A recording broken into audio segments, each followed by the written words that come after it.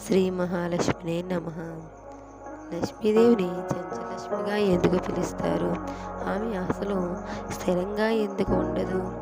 ఇలాంటి సందేహం నివృత్తి చేసుకోవడానికి పురాణాల్లో ఒక కథ ఉంది.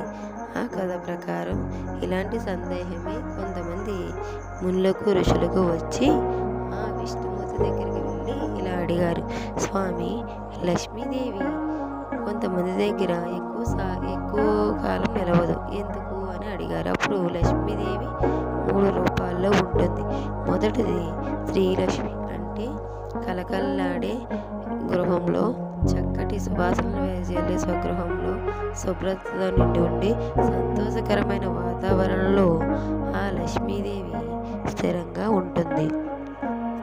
ఇంకా రెండవ రూపం చంచల లక్ష్మీ రూపం, అంటే అహంకారం, లోభం, కోపం, గొడవలు పెరిగితే ఆమె అక్కడ ఎక్కువ కాలం నిలబడలేక చంచల లక్ష్మీ రూపం పొంది ఆమె వెళ్ళిపోతుంది.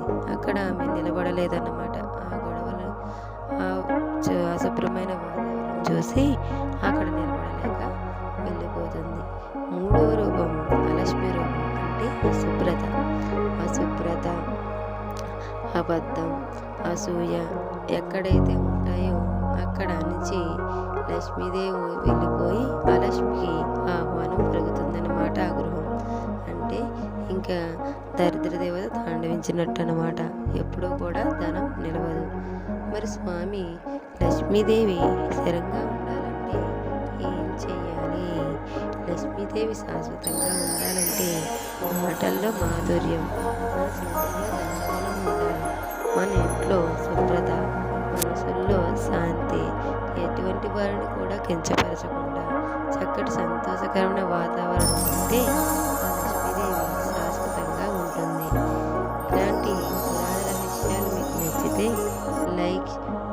మా ఛానల్ని సపోర్ట్ చేయండి. Please like, subscribe.